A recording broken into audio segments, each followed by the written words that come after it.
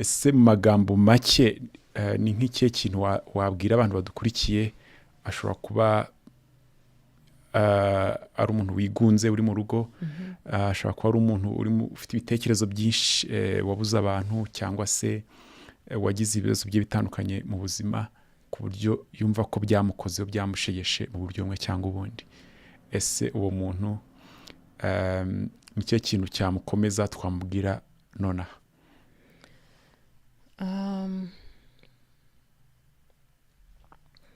Icya mbere nahera ni uko iyo umuntu yahuye n'ihungabana cyangwa n'ibindi bibazo mu buzima, hari igihe bishobora guhindura uko wibona, ukavuga ngo mporana ibibazo, ntabwo nabashije kubyikuramo, ndi umuntu w'intege nkeya. Uko byamera kose, umuntu uwo ari we wese waba uri kutureba, nubwo waba uhura n'ibibazo, hari n'izindi mbaraga ufite.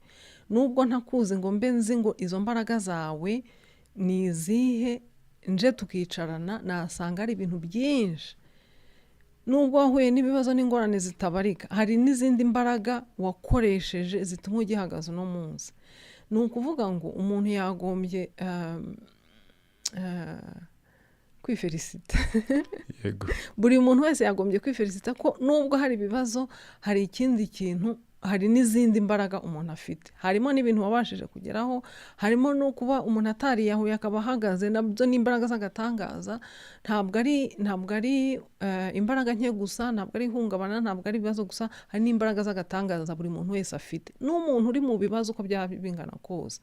Hari igihe rero abantu bareba gusa ibyo ngibyo bitari kugenda neza cyangwa ibyabagoye, bakibagirwa imbaraga zabo bafite. Ndagira ngo buri muntu wese amenye ko azifite, nubwo ntabasha kuzivuga ari izihe, ariko zirahari. Icya kabiri ni uko abantu benshi bagira ngo abantu benshi bo mu Rwanda no muri Afurika bemera Imana, ariko iyo ingorane ziza ari nyinshi cyane, bagira ngo Imana nayo yarabanze. Uyu munsi ndaba umuvugizi w'Imana, mvuge ko rwose ibintu ibyo ari byose byaba byarakubayeho ntabwo bivuga ko urukundo rw'Imana rwahagaze. Icya gatatu ni uko byamera kose hari ubufasha.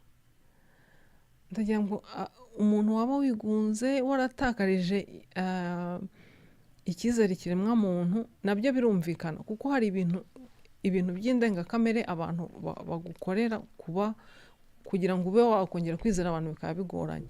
Ariko nubwo bigoye, ndagira ngo umuntu wese waba uturebe agendere ku ijambo ryanjye mu gihe atarabona irye, ry'uko hari abantu b'umutima mwiza, hari abantu bagufasha, hari abantu bagufasha bataguciriye urubanza, batagusetse, bagaha agaciro ibintu wanyuzemo n'akababaro kawe.